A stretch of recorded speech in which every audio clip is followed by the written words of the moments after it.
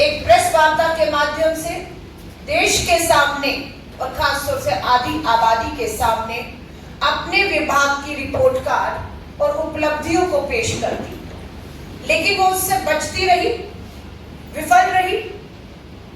जब ऐसा नहीं किया तो विपक्ष के तौर पर हमने उनकी जवाबदेही तय करने की ठानी, जिसके तहत कांग्रेस नेता जयराम रमेश जी ने सिलसिलेवार मुद्दों पर ट्वीट करके देश की महिला बाल विकास मंत्री को उकसाया, और वो उकसाने पर आई हमें इस बात की खुशी है।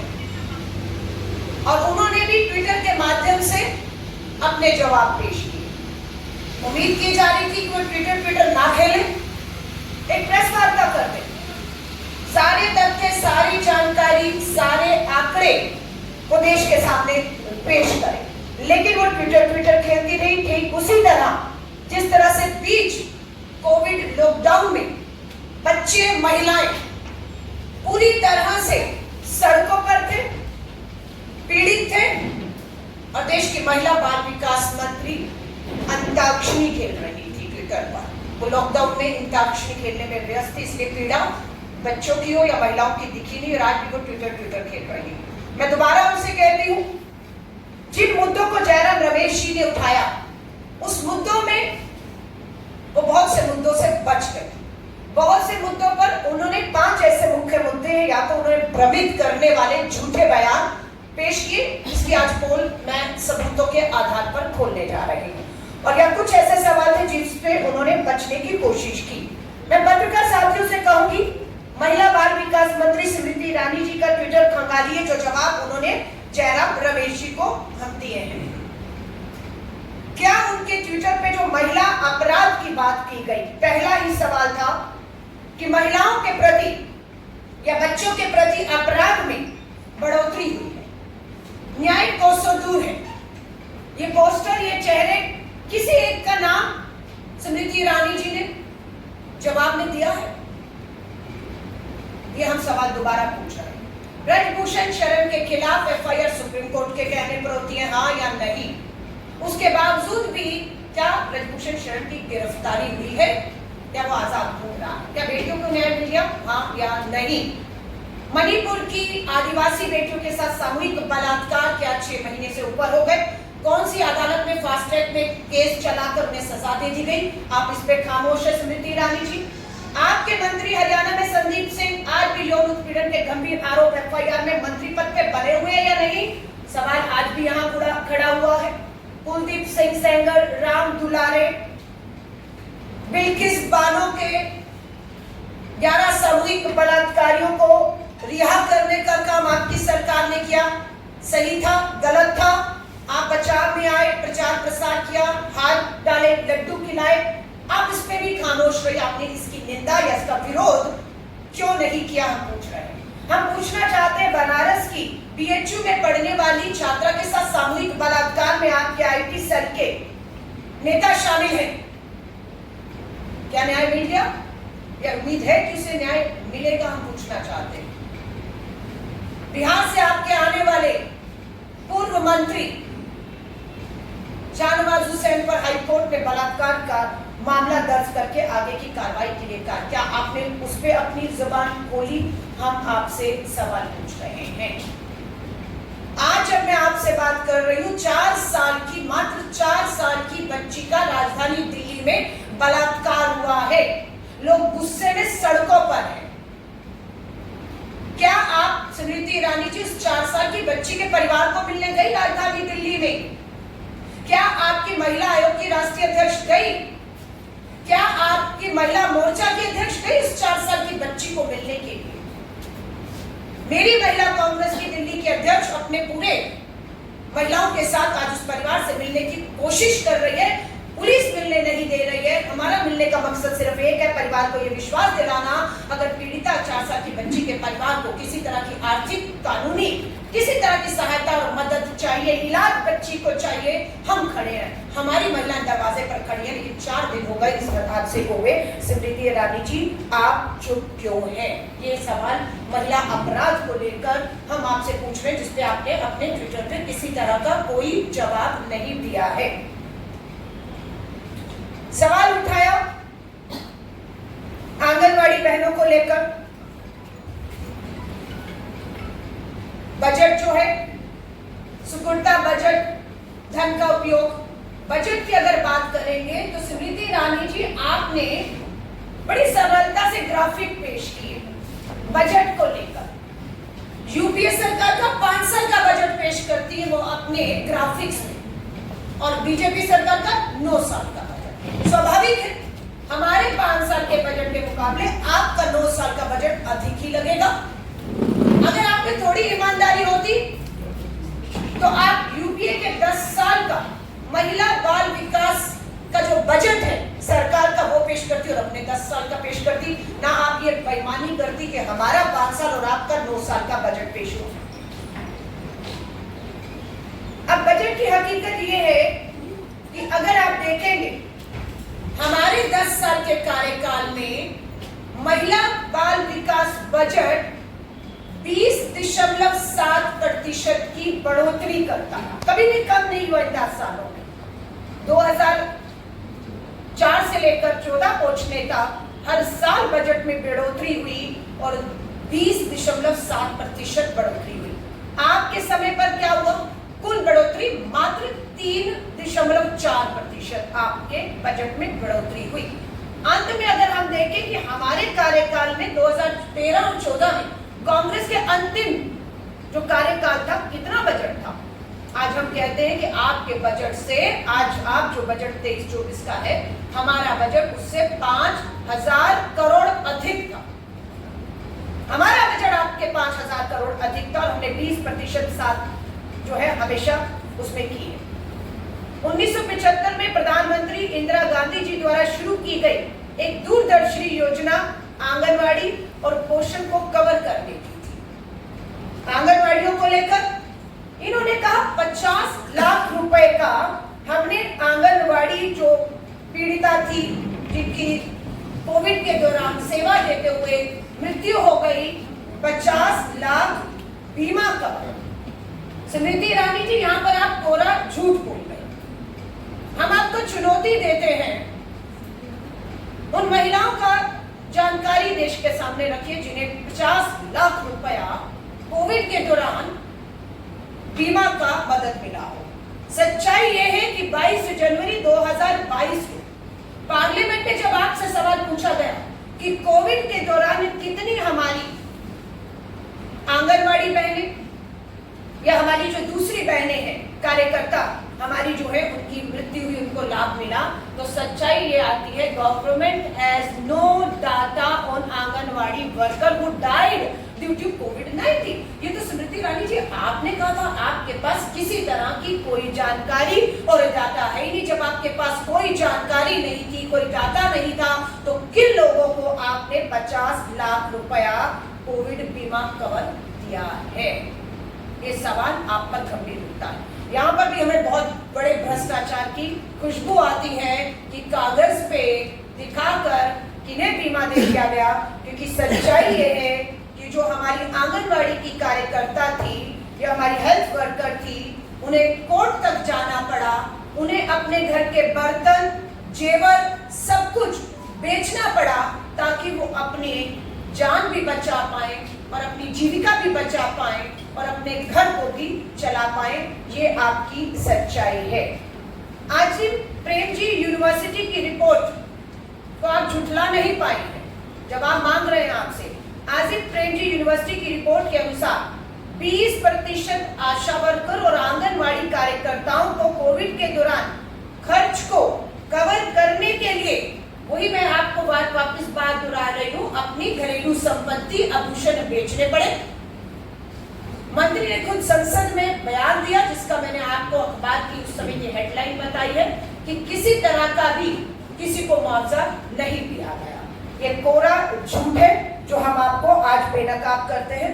उम्मीद करते हैं आप एक बार फिर से ट्विटर नहीं खेलेंगी या मेरी आज की प्रेस वार्ता को आप नजरअंदाज नहीं करेंगी। आपके पास समय ना हो तो उम्मीद करते हैं आप अपनी महिला मोर्चा की अध्यक्ष को बिठाकर इन सवालों के जो हम आपसे आवाज उठा रहे हैं उसके आप हमें जवाब दे पाएंगे। अनीमिया पर आ रही है, ये सवाल थे जो उठाए गए। More Indians are anaemic than before. 67% anaemia की कमी जो है वो 5 साल के बच्चों में, ये हम नहीं कह रहे, नेशनल फैमिली हेल्थ स्कीम सर्वे 5 साल का भारत सरकार द्वारा आप द्वारा जारी किया गया है, या नहीं, हाँ या ना? अगर आप ही का ये सर्वे है तो आप ही का सर्वे ही तो ये बता रहा है कि महिलाओं और बच्चों में, खासतौर से 5 साल से कम के बच्चों में 67% अनीमिया की कमी जो है वो देखी गई है। गुजरात में चौंकाने वाली डबल इंजन की सरकार आज से नहीं 5-10 साल 15-20 साल से अधिक सालों से चल रही है, और इनका इसी सर्वे में बताते हैं कि गुजरात में चौंकाने वाली बात यह है कि 5 साल से कम उम्र की के 10 में से 8 बच्चे, गुजरात में 10 में से 8 बच्चे एनीमिया के पीड़ित हैं। 15 और 16 से लेकर 19 और 20 के बीच महिला और बच्चों के विभिन्न समूह में एनीमिया की बढ़ोतरी 8% हुई है।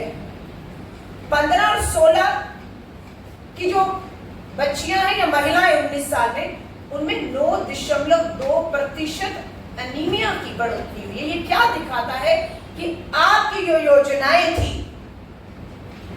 वो पूरी तरह से फेल हुई हैं, सिर्फ कागजी रही हैं, जिसकी वजह से आज एनीमिया की हमारे महिला, हमारी बेटियां, हमारी बच्चियां हमारे लिए जो है वो शिकार हो रहे हैं। ये आपका गुजरात जिसमें नंबर 1 पर खड़ा हुआ है।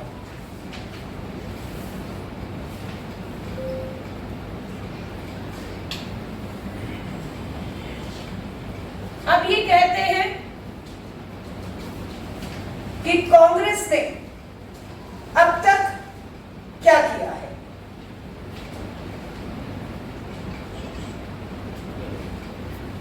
जो सवाल कांग्रेस से करते हैं, कांग्रेस ने क्या किया है,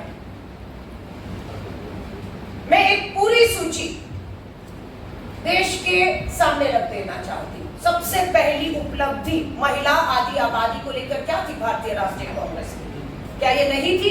क्या देश में 14 लाख बहनों को भागीदारी योजना के तहत, महिला आरक्षण के तहत पंच और सरपंच स्थानीय निकाय चुनावों में आरक्षण दिया गया, जिसकी सच्चाई है कि 14 लाख बहनें आज अपने भागीदारी राजनीति में बढ़ चढ़कर निभा रही है। किसकी उपलब्धि थी? भारतीय राष्ट्रीय कांग्रेस की। घरेलू हिंसा कानून कौन लेकर आया, हम पूछना चाहते हैं।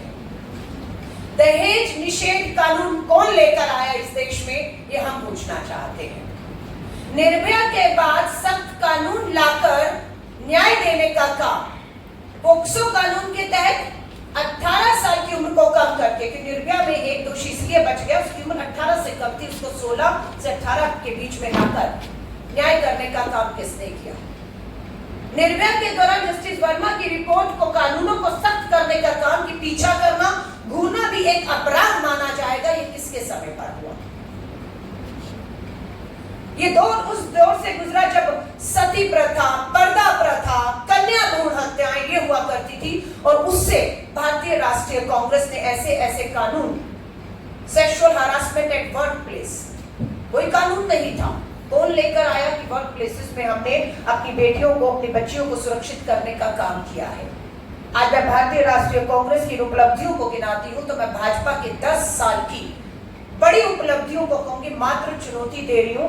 5 उपलब्धियां, 5 बड़ी उपलब्धियां जिन्होंने जिंदगियों में बदलाव ला दिया हो, मैं वो आपके सामने आपसे पूछना चाहती हूं। अगर आपके पास सही जानकारी हो कि झूठ के दम पर आपने जिस तरीके से फ्रस्ट्रेशन में आकर, आपका गुस्सा, आपका फ्रस्ट्रेशन, आपकी भाषा जो ट्विटर में थी उससे झलक रही थी, ऐसा लग रहा था कि आप देश को जवाब नहीं दे रही। आप कांग्रेस के एक नेता जयराम रमेश जी से गुस्सा और बौखलाहट में उस तरह की भाषा का इस्तेमाल करके मात्र कांग्रेस के नेता या कांग्रेस को जवाब दे रही हैं। आपकी जवाबदेही देश के प्रति है, देश की आधी आबादी के प्रति है, जिसे आप देने में पूरी तरह से विफल साबित हुई है। मैं आपके सामने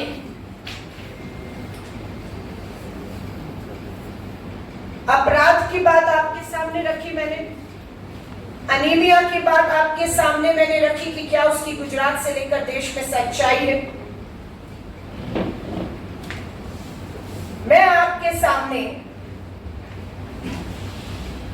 बजट को लेकर कि 5,000 करोड़ का बजट आज भी यूपीए सरकार का आपकी तुलना में अधिक रहा है।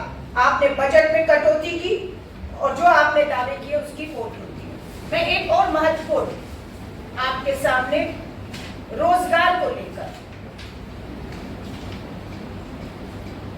महिलाओं के बीच बेरोजगारी और आय में कमी, महिला बाल विकास मंत्री ने इसके ऊपर भी पूरी चुप्पी साध ली। उनसे पूछिएगा ये सच्चाई है या नहीं, जहां पर कल देश की बेरोजगारी के आंकड़ों ने इस पूरी सरकार के 10 साल के अन्याय के काल को बेनकाब किया, उसकी सबसे ज्यादा शिकार महिलाएं की गई हैं। शहरी क्षेत्रों में महिला बेरोजगारी दर, शहरी क्षेत्रों में महिलाओं की बेरोजगारी दर 21.6% बढ़ोतरी हुई है। 21.6% बढ़ोतरी हुई है या नहीं, हम आपसे पूछ रहे हैं। हम आपसे पूछ रहे हैं कि भारत की 50% से अधिक युवा महिलाएं, भारत देश की 50% से अधिक युवा महिलाएं शिक्षा और प्रशिक्षण के बावजूद भी घरों में बेरोजगार बैठी हुई है। ग्रामीण क्षेत्रों में इसका सबसे ज्यादा असर जो है वो हमें देखने को मिला है। अब इसी को लेकर बेरोजगारी के जो आंकड़े हैं, हमने कहा आंगनवाड़ी वर्करों को लेकर जैसे ही कांग्रेस की 5 गारंटी, ये 10 साल का अन्याय काल जो रहा उसे ध्यान में रखते हुए भारत जोड़ो न्याय यात्रा में आंगनवाड़ी वर्करों, आशा वर्करों को मिली राहुल जी से 10 साल में उनके साथ अन्याय हुआ है। उनकी आय में कोई बढ़ोतरी नहीं हुई। जहां पर अडानी की आय में 30 गुना बढ़ोतरी होती है, वहीं पर आंगनवाड़ी बहनों की आय में मात्र 10%, 10 सालों में 10% बढ़ोतरी हुई। इसी को ध्यान में रखते हुए श्री राहुल गांधी जी ने शक्ति का सम्मान, ASHA worker, anganwadi worker, mid day meal बनाने वाली महिलाओं के मासिक वेतन में केंद्र सरकार का योगदान दुगना किया जाएगा। ये सारी गारंटी, महालक्ष्मी, गरीब परिवार में एक महिला को सालाना 1 लाख रुपया दिया जाएगा। ये वो गरीब परिवार की महिलाएं हैं जो खेत और मजदूरी करती हैं, किसी तरह की कोई आर्थिक मदद उन्हें नहीं मिल रही है। बेरोजगारी चरम पर, महंगाई चरम पर। 8 मार्च को गैस का सिलेंडर 100 रुपया कम होता है, 900 से 800 रुपया आ जाता है। स्मृति ईरानी जी, राजस्थान के चुनाव में मोदी की गारंटी थी या नहीं कि जो 500 का सिलेंडर कांग्रेस सरकार दे रही है वो 450 कर दिया जाएगा। आज आपसे हम सवाल करते हैं स्मृति ईरानी जी, देश को जवाब दीजिए, आधी आबादी को, कि आपकी डबल इंजन की किस सरकार में हमारी कौन सी बहनों को 450 रुपए में मोदी की गारंटी के अनुसार सिलेंडर घरेलू मिल रहा है। ये हमारा आपसे सवाल है। आधी आबादी पूरा हक, बेरोजगारी के आंकड़े आपके सामने पेश किए हैं। 30 लाख सरकारी पक्की नौकरियों के पद खाली हैं। वायदा है कि इन सरकारी पक्की नौकरियों की आधी हकदार हमारी आधी आबादी होगी, यानी कि 30 लाख सरकारी पक्की नौकरियों पर 15 लाख सरकारी पक्की नौकरियों पर हक हमारी पढ़ी लिखी बेटियों का होगा जो आज बेरोजगार है। ये हमारा आपसे वायदा है, जिसको करने में आप पूरी तरह पिछले 10 साल में विफल रहे। हमने मनरेगा जैसी योजनाएं लाकर ग्रामीण की महिलाओं और पुरुषों को समान अधिकार और समान वेतन और समान रोजगार का अधिकार दिया। अधिकार मैत्री, सभी पंचायत में एक अधिकार मैत्री नियुक्त करेंगे जो महिलाओं को उनके कानूनी अधिकारों की जानकारी देंगे और इन अधिकारों को लागू करने में मदद करेंगे। सबसे ज्यादा अन्याय जो है हम देखते हैं ग्रामीण भारत में, पंचायतों में इस तरह की जो है सूचनाएं आती हैं कि वो न्याय नहीं मिल रहा, थाने में एफआईआर नहीं हो रही या उनकी योजनाओं को लागू करने में उन्हें परेशानियां आ रही हैं, बहुत सी रुकावटें प्रशासनिक कागजी काम में है। तो हमारी अधिकार मैत्री पूरी तरह से इन्हें सशक्त करने का काम करेंगे। हमारी 5वीं गारंटी सावित्रीबाई फुले हॉस्टल। केंद्र सरकार में देश में कामकाजी महिलाओं के लिए हॉस्टल की संख्या दुगनी की जाएगी। प्रत्येक जिले में कम से कम एक महिला हॉस्टल होगा। जब हम 30 लाख में पक्की सरकारी नौकरियों में 15 लाख अपनी पढ़ी लिखी बेटियों को देने की देश में बात करते हैं तो स्वाभाविक है उन्हें एक सुरक्षित स्थान भी रहने के लिए, जहां पर वो अपने परिवार से दूर रहकर सुरक्षित रह पाए, अपनी नौकरी अपने रोजगार काम को कर पाए, उसके लिए एक सुरक्षित स्थान के लिए सावित्रीबाई फुले हॉस्टल की हम लोगों ने बात की है। मैं उम्मीद करती हूँ जिन 5 बिंदुओं को लेकर जयराम रमेश जी ने ट्वीट के माध्यम से, मैं फिर कहूंगी, उकसाने का काम किया, क्योंकि उनकी चुप्पी, महिला बाल विकास मंत्री की चुप्पी टूट नहीं रही थी, सवालों से बच रही थी। लेकिन हमें खुशी है उन्होंने अपनी चुप्पी चाहे ट्विटर के माध्यम से तोड़ी हो, लेकिन झूठ परोस नहीं। यहां हमारे पास जो आज सारे ग्राफिक है, उनके एक एक सवाल, एक एक ट्वीट का लिखित में जवाब हिंदी और अंग्रेजी और दूसरी भाषाओं में हम आपको आज देने वाले हैं। हो सकता है कुछ पॉइंट, कुछ ग्राफिक्स के माध्यम से मैं आज आपको डिजिटल इस पे नहीं समझा पाई, नहीं दिखा पाई, लेकिन आपके साथ ये पूरी एक एक उनका, हमारा पहले जवाब तो हमारे सवाल थे जयराम रमेश जी के, जिसके जवाब में देश की महिला बाल विकास मंत्री अपनी स्मृति ईरानी जी ने झूठ परोसा। उनके झूठ को आज मैंने यहाँ पर तथ्य और सबूतों के साथ बेनकाब किया है। इसकी पूरी कॉपी मैं आपके साथ शेयर कर रही हूँ, इस उम्मीद के साथ कि एक कॉपी किसी तरह भी भाजपा मुख्यालय तक पहुंच जाए।